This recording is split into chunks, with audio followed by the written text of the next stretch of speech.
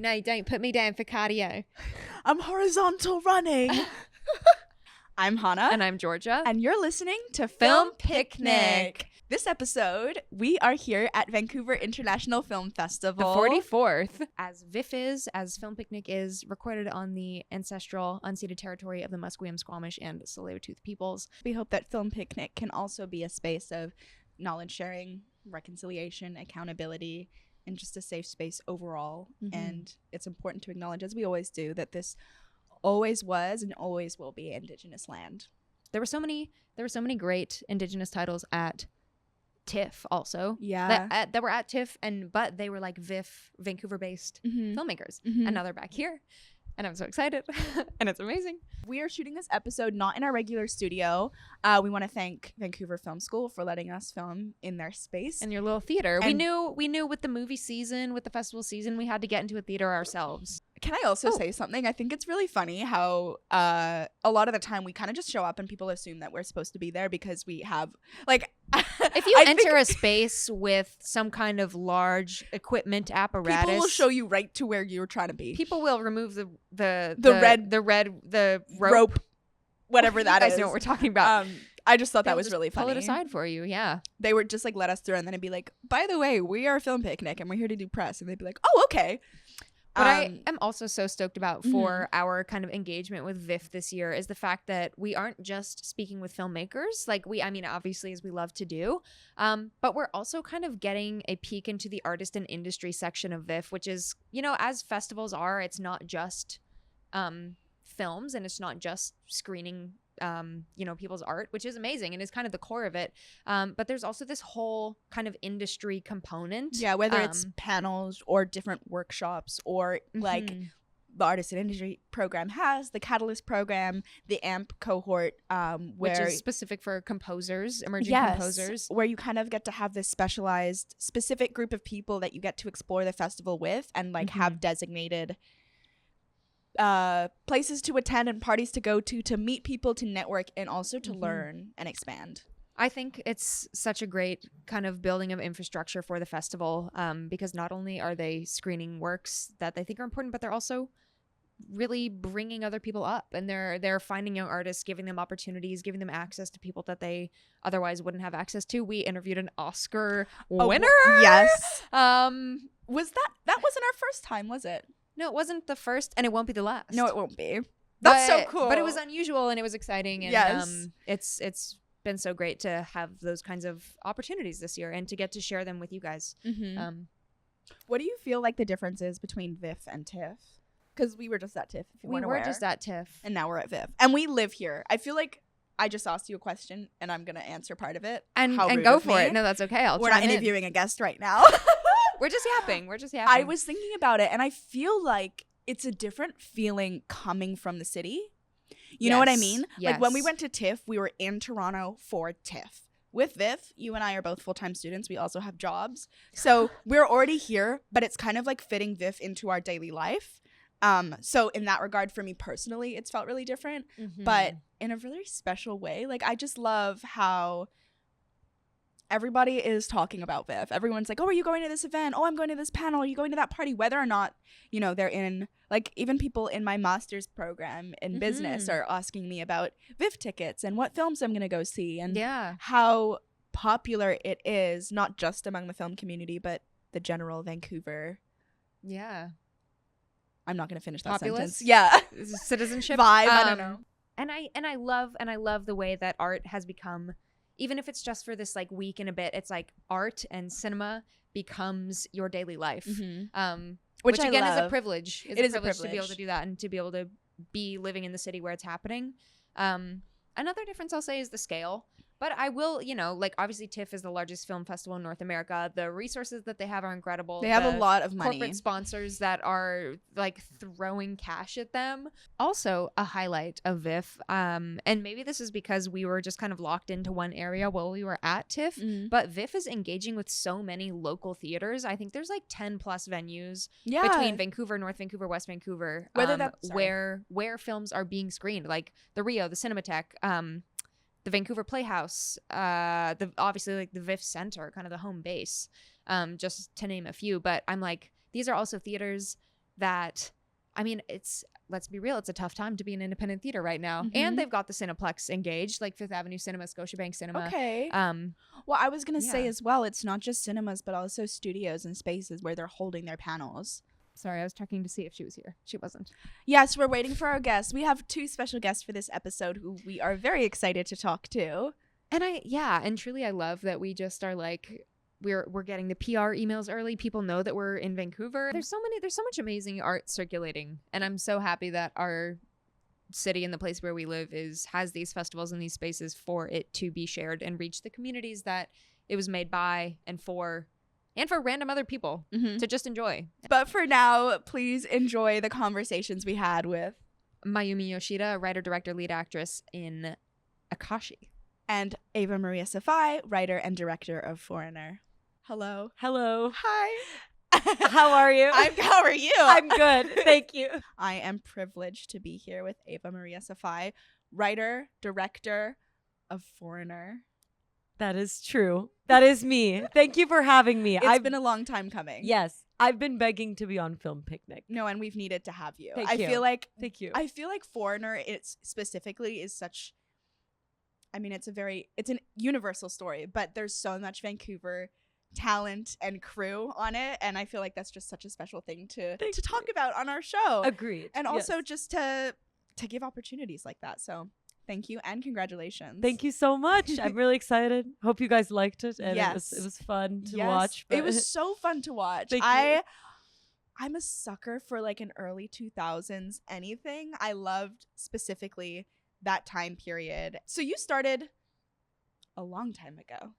I'm thinking particularly Zip with Crazy Eights. I remember hearing about that. I think probably my first or second year of university or something like that. Yeah. That's great that it traveled far. Oh, yes. The word of mouth, but what was the jump like going from Zip, which I'm not sure if that was your last short film that you did, but that jump from a pretty high quality short film to then jumping over to another pretty high quality feature film. Yeah. Good question. So, like, to start, both of my parents are musicians. So art was always part of my family. So that was just something that I was used to growing up. When Zip came around, it was like just after COVID. So what had happened is I'd graduated from university and there were no jobs for me as an actor. So I thought I should start a production company with one of my classmates. And it was just mainly to give us something to do during COVID. And so we started with like small incubator programs where we would gather actors that also wanted to do something, and we would just film stuff and write stuff together and make it kind of like a workshop. And then eventually, like through that program, I got to know some fellow writers, people that I really enjoyed working with, that by the time Crazy Eights had rolled around, I was like, let's get together and write something and make it happen. And then that's like how Zip came to be. So a lot of my learning has been through trial and error and just like surrounding myself with really talented, smart people. It helps. And, yes. And then having taste and being like, I like this, I don't like this. And like, I feel like because I dabble in so many different things, I'm able to be a little bit good at everything, but then I bring on like experts in everything else. Like I don't know much honestly about cinematography compared to my cinematographer. I went to film school and neither. So, amazing. You know, like I don't get anything. You have your special strengths. Yes. I think. Yes. Like acting comes easy because I went to acting school. So I understand how the actors feel. So that was fine. But yeah, anything with like cinematography, production design, the needs of each department. I didn't know what a first AC was until like summer of 2022. And that it was like 2 years after I'd started the company. So you just learn from like having great people. So I feel like Foreigner, to answer your question, was the same kind of jump that I had when I did Zip, but on a much bigger scale because the budget was bigger. Not so big, but it was bigger. The scope of the script, I think, was bigger. You managed to achieve a lot. Thank you. Like, even just like the special effects, I was like, this is so impressive. Thank you so much. You mentioned the budget and funding. This was a telefilm talent to watch film specifically, right? Yes. Was it Did you have any outside funding, like outside of Telefilm? Yes. So after Telefilm came on board, I think it like sparked interest in other funders, and BC Arts Council had previously funded me and Canada Council. So I pitched again to them, and then they came on board. And then in post, Vancouver Foundation came on board for like a 3-year deal with like our production company to basically pay the people that had come on to gain experience and mentorship. So that money went towards like pickups, for example, making sure that the people that were there those days like learning and practicing like got paid. That's and so special. Yeah. And then it made the story better because we were able to do some reshoots for things that weren't working. So yeah. I mentioned the early 2000s of it all. It was set in 2004. Yeah. Why that year specifically? Oh, that's the year that I was in kindergarten, I think. 2004. I was born in 1998. So I grew up through like that time to like 2012 were like the most formative years of my life. So yeah, I grew up with the Tamagotchis and the Silly Bands and Peekapoos, and so I really wanted to reflect that in the story of my character, because I feel like the time where I felt the need to assimilate most was during elementary school. I was more impressionable. It's weird. Most people, bullying happens in like high school, but for me it was actually elementary school where I also feel like elementary school kids, like young kids, like are sponges. They soak up so much, and I think we underestimate how much kids can feel like an outsider or feel their differences or whatever in elementary school. The performances in Foreigner were also so, the word enhanced is what's coming to my head. Like specifically the choreography between the three mean girls, and just kind of even the camera moving around. I hadn't seen Zip, but the scene where the girls kind of turn around, like initially, and we first in the classroom, that's when my we first like it creeped me out. I was like, these faces are horrifying. The smiles. You so much. What was your thought process behind choreographing those characters? For sure.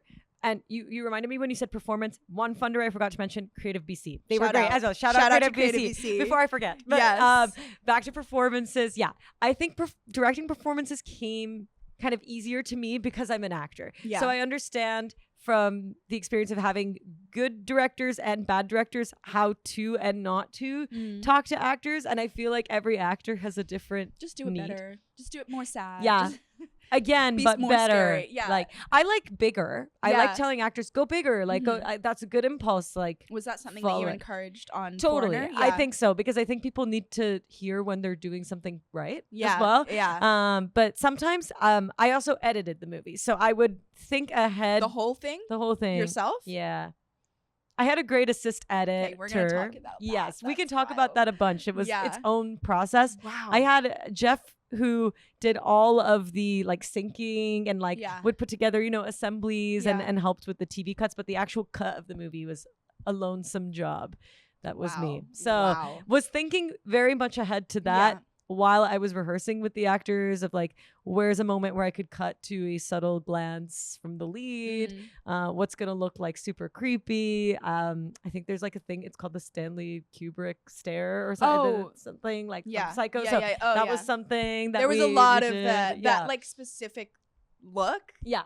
It works. You knew what was happening. You knew there was a demon. Psycho. Yes. I personally think too, in my brain, that the three white girls are essentially like the czar. Like I think they are the demon appearing. Some people I think haven't picked up on that. That's what I was feeling. Thank you. I'm glad you get it. They were the demon. I think so. I think like the demon is all through the movie, but it's just like it's in how she perceives the world. Like it's those three girls and like Rachel's parents and the evil eye appearing everywhere. That's so cool that you say that, because I had questions specifically about where the demon was coming from in your head, because my interpretation was that it was kind of manifesting through these other characters. You edited the whole movie by yourself. Yeah. That is so impressive. Thank you. You obviously planned to do that the whole time? Yes. I have always edited my own work, I think, because editors are expensive. That's true. So And also, it's a whole different process working with an editor. I think so. It's Yeah. like it's a lot of trust to put in someone. It's a lot of trust. I have trusted editors that have watched the film Yeah. and given lots of great feedback that Yeah. helped shape it. But like I liked kind of the control, honestly, No. of being able to direct Yeah. in the edit, like choose the take that I love the most. And I'm not precious with anything. Like I don't You will keep kill your darlings? Yeah, for sure. I won't keep a shot just because it was like pretty. I can Yeah. just send that to the DP Yeah. or whatever, Yeah. like, or put it on my website. But like for the sake of the movie, I was very interested in just making a movie that was entertaining and fun. It was really entertaining. Thank you. I really Thank enjoyed you. myself. Yeah. I'm glad. Yeah. Thank you so much. And so yeah, my goal was just to make sure that people could watch it all the way through to the end, whether they like it or not. Like it just keeps it your flowed. focus. Yeah, 100%. It definitely held my attention. Thank you. Do you have do you like editing? Do you have a history with editing? You said you always edit your own work. I For really sure. admire that. Thank I you. personally I really get bogged down by the editing process. I'm sure you guys must do it a lot Yeah, too, we do. right? We yeah, do. for your And I'm always like, Georgia. but it's a lot of work. Yeah. And that was like, I would say, the hardest part of just the amount of hours and how lonely it is compared to being on set when you're at least with your friends and you Yeah. boost morale by being around each other. But yeah, the hours were long. I've edited, I think, before I got into directing or acting, because I used to make like really bad music videos and like I would film stuff at my school. Me. And then I would like edit it to 303 Yep. and like Britney Spears and yeah, so I started with like music videos. And then they went from that to Was there ever a this YouTube movie. stint? I think so. Yeah. I think I had a show. I had a show with a friend I love that. where we were like two characters. We filmed the whole thing and we were like, catch us, subscribe to us on YouTube. No, yeah. And Same. When I was never came 12, out. 13. Oh, Yeah. Never came subscribe out. to us on YouTube, The same. period. Yes. But you did? You had Yeah. it? When I was Yeah. 12, there's some videos on the internet that like I don't know the password to the account, and I it's feel just me vlogging my life at 12 years old. Yep. And I've reported it many times because I said, please delete. This is embarrassing. I know. But I'm the same. You have to start somewhere. Yeah. And that's, I think like, if I'm a teacher now when I'm not working in film. So I just tell What do you teach? music and theater, and a lot of my This is students so love awesome. film. So I tell them I'm just like, just make stuff on your, they all have phones, Yeah. which is shocking. You're 10. Why do you have an iPhone? No. I mentioned at the beginning that Foreigner was a predominantly like Vancouver-based crew, Vancouver-based cast. Cast, yeah. Yeah. It was all, except our lead who was from Toronto. Yeah. Yes. but, What was that like working with predominantly emerging filmmakers? Did you have any sort of quite established people that were mentoring you through that process, or how did that work in collaborations? Great question. I had two mentors. So I had my director mentor from high school. So he was my theater teacher, and his name's David Beer. Shout out David. Shout out David. He like taught me everything I know about directing, like balancing the frame, composition.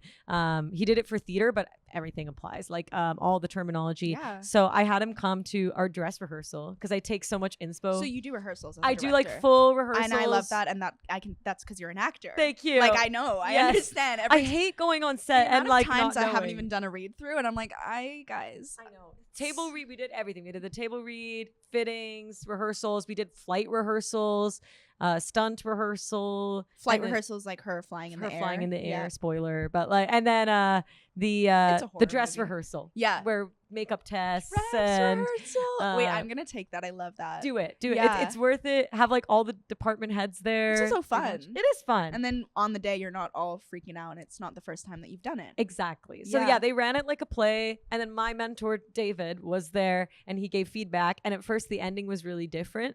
It was like her reconciling with her antagonist, and he was like, "Ooh, this feels like not right." So we workshopped the idea of like the mother kind of becoming a more prominent character. And then for the production side of things, we had Daniel Beckerman, who produced, I think, The Shout out, Witch. we've talked about him on our show. We had Amanda Verhagen on, and she was amazing. No, he was her mentor. Okay, Yeah. he's great. Yeah. He's like he taught me a lot about the post process and also how to navigate like dealing with many personalities on set, because always I feel like whether it's emerging or not, like everyone has different needs. I had my own needs. I was going through it. I'm like, please give me like 5 minutes of alone time sometimes. Yeah, no, literally. And so he was very good about telling me like how to have conversations with people, how to ask for like what they need and like negotiate. And then in post, he gave me really good advice, which I've been telling everyone, which is edit in like passes. Instead of editing rough cut, fine cut, that kind of thing, approach it more like character pass or like genre pass, like edit for specific things. Yeah. So that really helped because I was struggling to make Yasmin like the lead because there's so many characters. I had that exact same experience with my thesis film. It was all kind of like ensemble of 4, and they were like, who's the main character? And I'm like, exactly. But that helped like like narrow it down to her. So those two were really helpful. But the process of actually working with emerging artists was super fun and what I'm used to, I think, because of like the incubator program, which is meant to take underrepresented emerging artists and give them a chance to do high quality work. Yeah. I remember meeting with you before you were shooting Foreigner, and we had a lovely conversation. And I wanted you. FYI, I'm like disclaiming here. But you specifically asked, you know, what do you value on set? Like what do you like during conflicts, and like how do you navigate that? I think you set the precedent very clearly that it was an inclusive and a safe space. Thank you. I want to commend you on that as well. I appreciate that. I think it's like, and you will know this from being an actor as well. It's like, it's once you go on some sets where you're not valued, especially if you're working very low rates or volunteer, like you learn so much of what not to do to other people when you're 100%. in a position to make a change. And like, don't get me wrong, like I had needs as a director. Like there's things that I wanted and things that I was really firm on, and like my crew was very flexible and like willing to accommodate those needs. But at the same time, like if someone was having a rough day, if someone was sick, I was like, send them home. No, like let them go and it's sleep. It's ridiculous to assume that 12-hour days. No, I hate go it. sleep. This is why we did do 12-hour days, but I hate it. Next movie I want 10-hour days only, in a max. Dream. Yeah, in a dream. Yeah, but yes. Do you have anything under your belt at the moment? Yeah, I'm writing my second feature and a TV pilot right now. That's so exciting. Georgia's very. You should talk to. She's a writer. So amazing. You guys excited. Should read it when it's done. Yeah, I want to rip to. apart the scripts. For both of those. That's so exciting. Thank you. You do so much. You're an actor, you're a director, you're a writer, you're an editor. Yes. And you're a teacher. And I teach. Yes. That's the stablest job. Do you teach at a school or do you teach private music lessons through my parents have like a music school. Oh, that's awesome. So that's where I learned everything. I learned music theater there. And so now I'm like passing down the torch to like future students. I think. I love in high school, I taught theater, and it was just I did theater, and then I taught it with my mentor who taught me, and it was just like I did the same. Yes, I did with David. Yes. Oh no, I love it. Mentors are so important. Thank you to our mentors. Thank you. But you truly do it all for our viewers, our listeners who are up and coming and wanting to maybe get on a set like Foreigner or have a career trajectory like yours. What advice might you give to them in wanting to balance so many different hats? These are such good questions. I think that it is really just like trial by fire. Like anything that I learned how to do was because it was out of necessity. Like even recently when I've just produced for other people, like, we need a plane. Well, you figure it out. Like someone comes up with the idea. Like we just did this. I did a short called Starman, and it's a fun one. You produced that one. I produced Starman, and then Red Light Rebel for Crazy Eights before. We needed an intersection save for that one. Oh my god! So we just had to message like an empty intersection. An empty intersection that we can control drive through. So we had to like contact every single city.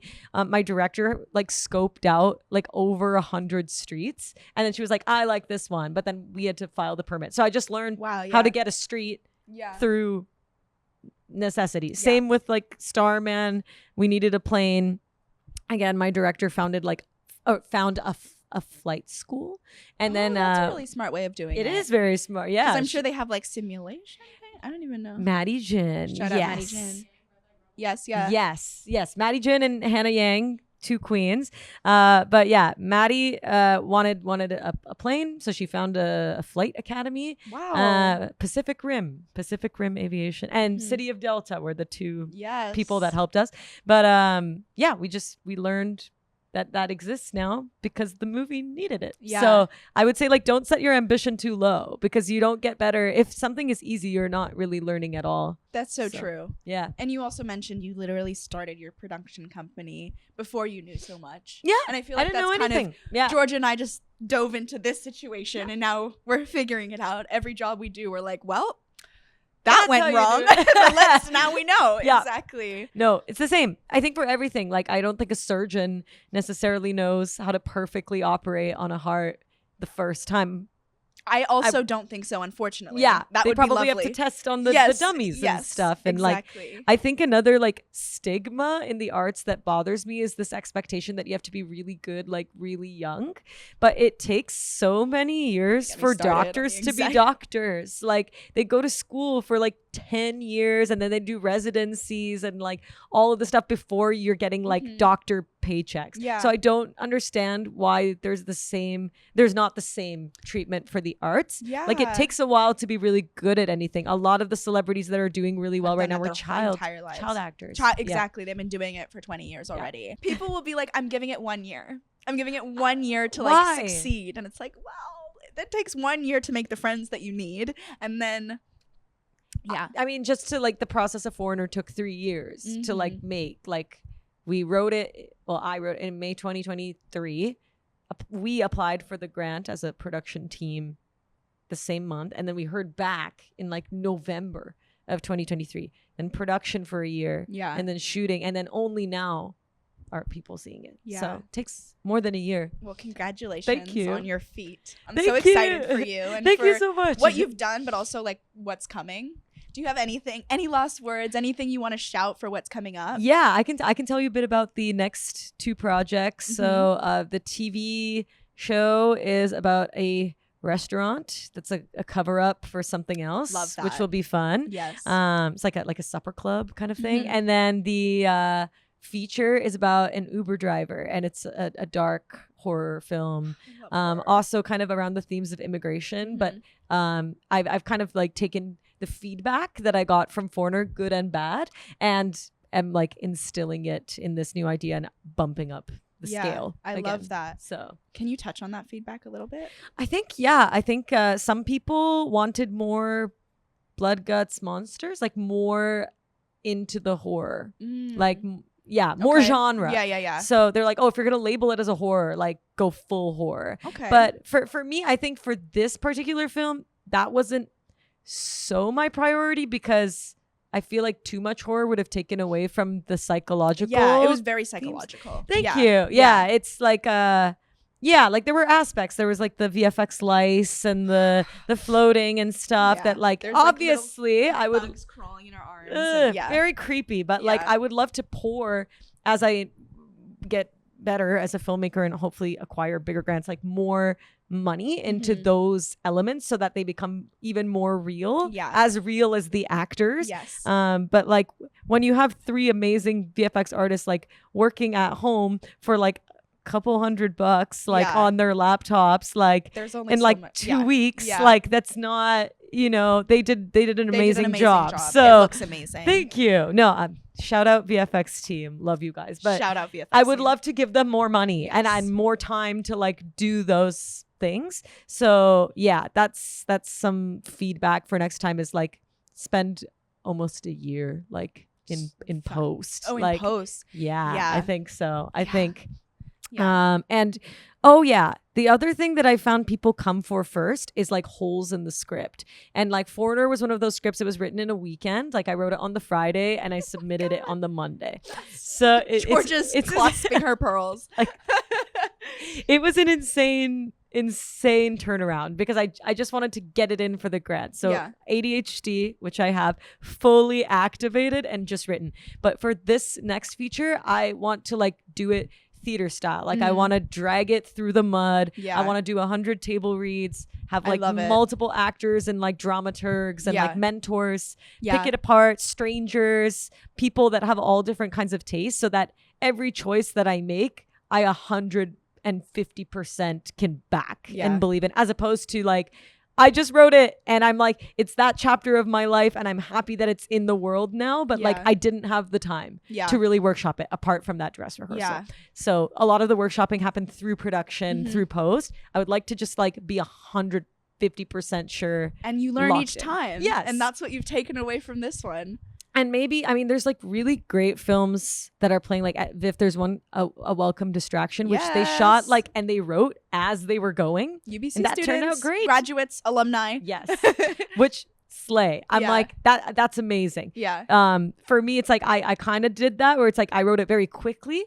I would just like to take a lot more time before now, like in prep. It a little bit. Yeah. Yes. Well, I'll definitely be coming to you with questions when I start to write my first feature. Amazing. No, please do. I'm like, and my advice for that is just like write it. Just like get a draft out and then workshop it. Like that's the part that I think was missing for me is I would have loved to spend more time just like re-editing it as opposed to the first draft writing it. Yeah.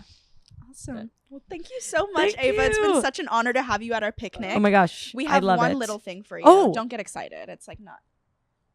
Got a little sticker. Oh my God, I love it. No, I will put this like on my water bottle or my fridge. That's what they're like, I'm going to put it on my water bottle. I love it. Perfect. That's what it's for. I love Film Picnic. Yay. Thank you. Good luck at your screening tonight. Thank you so much. Beautiful dress. Thank you. Thank you, Mom, for sewing the dress. Shout out, Mom. Shout out, Mom. Thank you so much for having me. I appreciate it. Cheers. Oh, yeah. I love you guys. Oh, well, we love you. Thank you for being here. I am joined by a very, very special guest, also having a really hot moment yourself at VIFF this year, writer, director, and lead actress of Akashi, Mayumi Yoshida. Thank you so much for being here. Thank you for having me. Obviously, having such like writing, directing, being the lead, you have such a clear vision yourself of what the film is. But now that it's premiered at a festival, have there been any audience reactions that maybe surprised you, or people who had a take on it that you weren't expecting necessarily?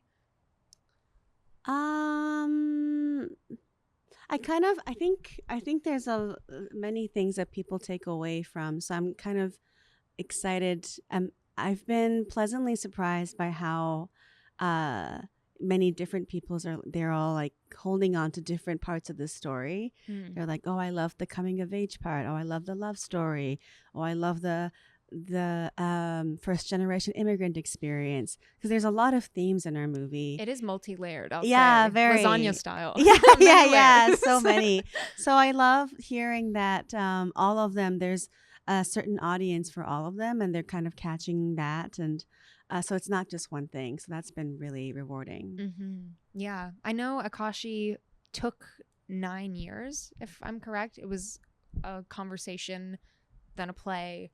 Now it's a feature film. Yeah. Can you kind of take us back to where it all started and how it's developed to come to this point that it's now premiering? Yeah, for sure. So my first conversation was actually back in 2011.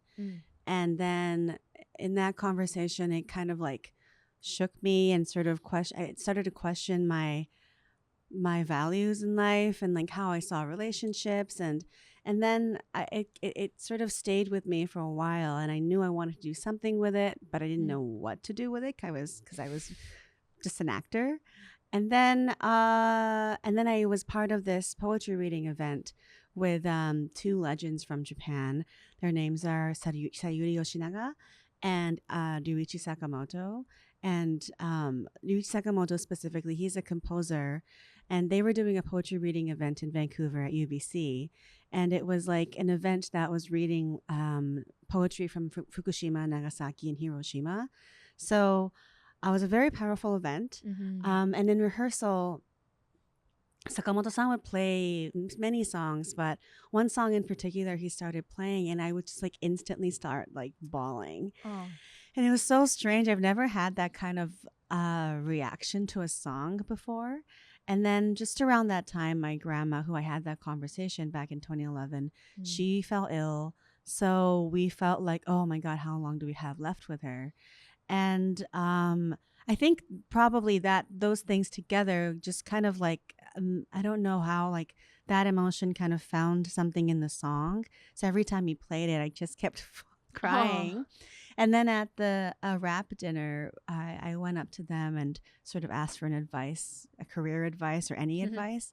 And they said, no, it's first of all, we commend you for choosing the path of being an artist because it's so difficult. But if you ever have a story, tell it yourself, because story is the most important thing. Without a script, nothing gets made. So, and then when they told me that, I thought I was just an actor again. So I was like, cool, thanks. But then after that, I had a Fringe Festival spot, and then we had a venue, but we didn't have a script. So then I felt like, oh, maybe this is the perfect moment to actually start developing this. Right. And then I had really great collaborators at the time to workshop the script and come up with the story. And so yeah, and that was the play. And then the Story Hive. And then, so yeah, it's been a very long journey. Your grandmother said, I don't think anyone would want to see a movie about an ugly old woman like me. And your title, Akashi, means proof that her story matters. What do you hope that this film proves to audiences? I love that question. Many things. I think my story has, again, like a lot of threads, a lot of people, a lot of relationships from different time periods and different backgrounds. And I'd like to think that every single thing that happens, every single person that you encounter, somehow everything is connected and it's proof of who you are in that moment. It's like the accumulation of meeting all these people is the reason why Hana could reach that ending. Yeah. So I sort of think of that when I think about Akashi.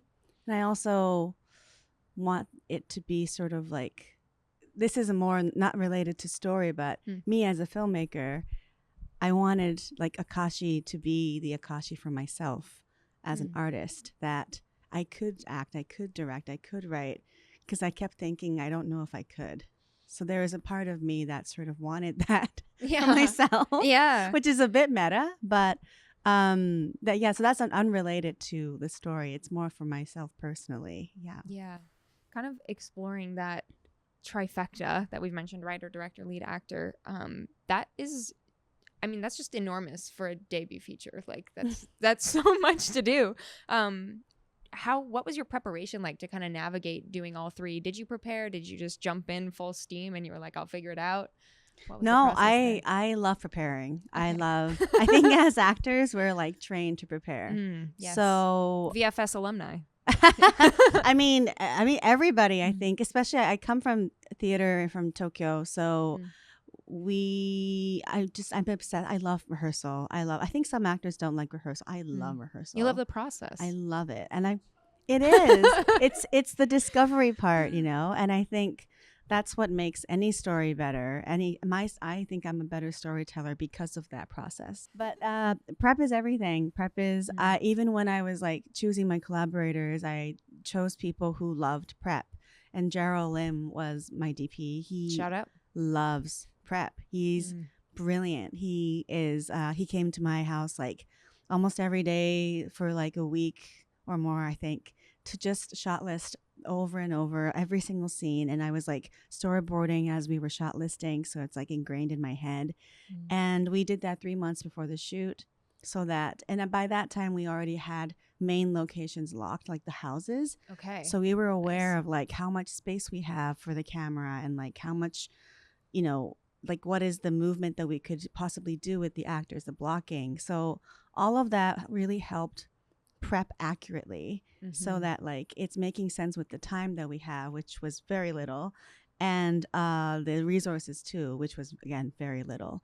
In 2021, your film was disqualified from Canadian funding because of language restrictions. Yeah. And then you fought back against this. There was a petition, a public protest, and changed the telefilm policy. Thank you.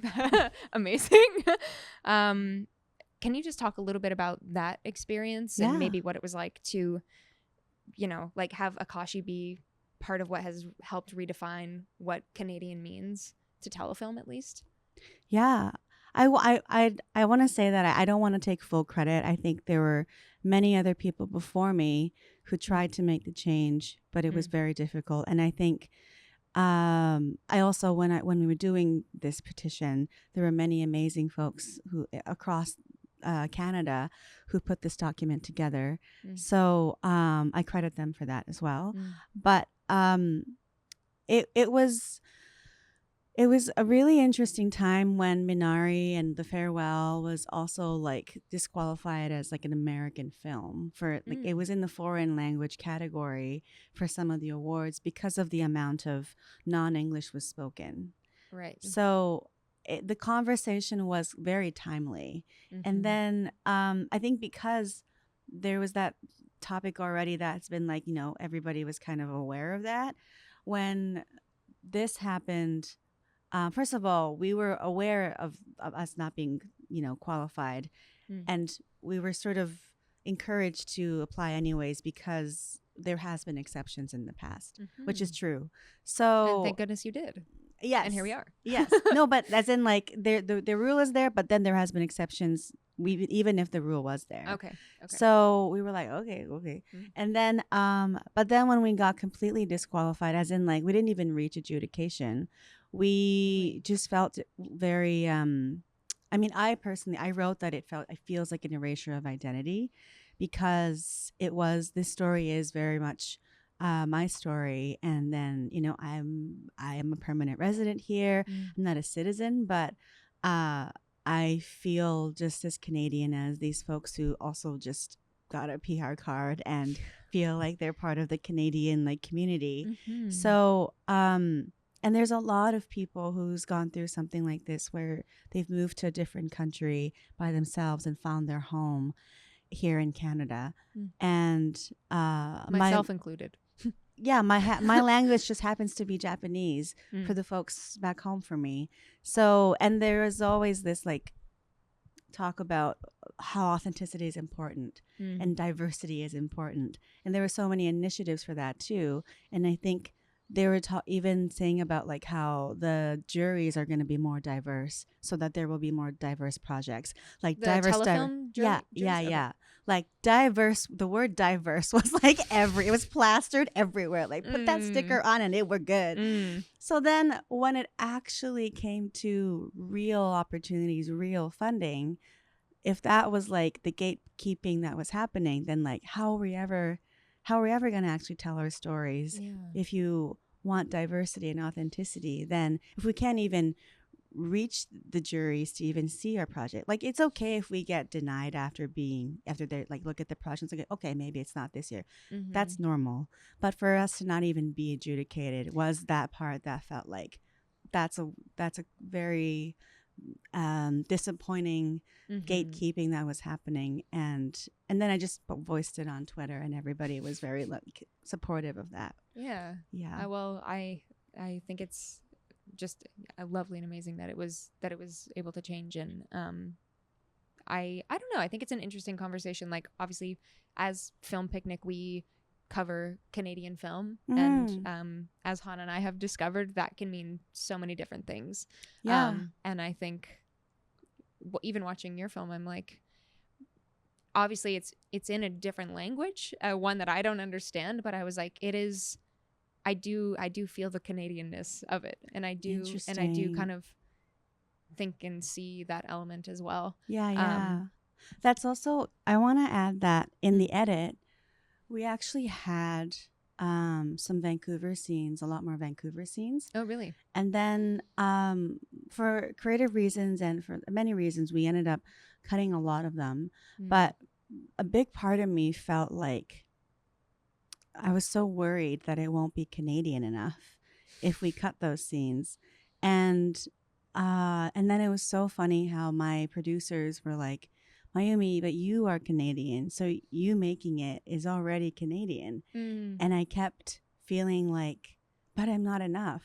I don't think I will be enough for Canada for me to think that I'm Canadian.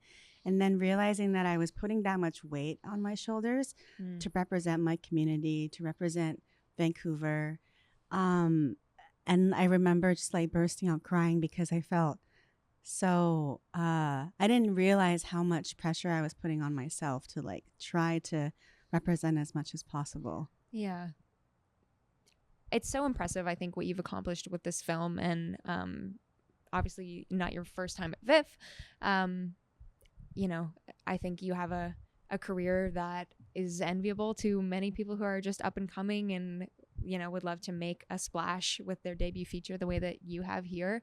What advice would you give to emerging filmmakers, folks looking to be in a similar position to where you are now?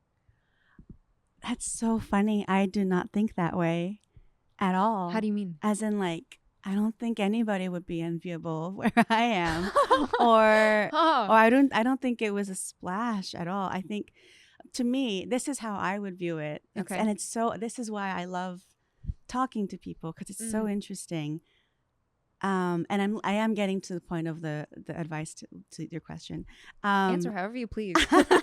I see it as, I think I'm a very late bloomer. Like, it took so long to get here, but also like with everything that happened, it all made sense for how long it took. So I have no like, I'm not angry about it at all. I'm actually quite like grateful at this point. I also don't know if it's a splash. I think it's more like, it was just, I felt like it was a fun party with everybody, because at this point I have met so many people who had championed this project. So I feel like all those people just kind of gathered in that one big theater and we got to celebrate together. So I personally don't think it was like, oh, wow, splash. I was like, I felt like, even though we joked about the engagement thing in the Q&A, like I felt like it was our wedding or something, or a birthday party, you know. It was very intimate. So career-wise, I don't think I'm in an envious place at all, I think. But which is why everybody's experience is so different, and it's so hard when you start to compare it with others. Like, if someone sees me right now and say like, yeah, but you have a feature and you have this and you did acting, da da da da, I'm like, yeah, but I'm in my late 30s. I graduated school 14 years ago. You know, a lot of the history that's been like behind me is something that I only know. And for anybody who's doing anything, what they're going through, only they know. So there's nothing, it's so, in a way, silly to compare, but also I do that as well and think like, oh, I'm not there yet and blah, blah, blah. But ultimately, I think I'm able to be here because I really, really loved the story. Yeah. No matter what, and anybody said like, okay, this draft won't work, 3 timelines won't work, all these things. A story about grandma, and yeah, we've seen that before. Like, so many things where I was told many, many things about like how this film won't work. I'm like, yeah, but I love it. Yeah. But I love it. So if you love it more than anything, that is already a very great start to a success story. Let the passion persist. Please. Yes. Please. That is the only way, or else it's so, so, so difficult. Yeah. If you don't love it enough, then no one else will love it more than you. and Yeah. and it's okay. I think that's the director's like blessing and curse that you are the person who will power it through from the very beginning till the very, very end. And it's sometimes lonely, but at the end of the day, like a lot of people are doing it for you and your project. So you have to Absolutely. love it more than anything. And who cares if it's taking long or and if it's like happening right away, like, you know, it's all doesn't mean that the other person has it better. It's Yeah. yeah. I'm thinking, what's that? I don't know who said it, but there's a quote that just came to my mind.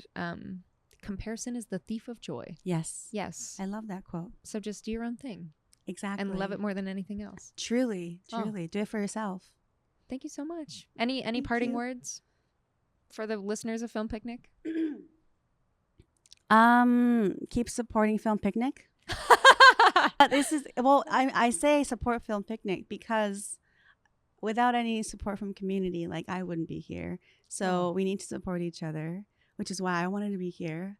I love what you guys are Thank you. doing. Thank I'm you for so being honored to be here. part of this. So thank you for just amplifying our community and just elevating each other. So thank you. The next project you have, let us know. Oof. Let us I'll know. try to not make it 9 years later. Okay. Yay. Cheers.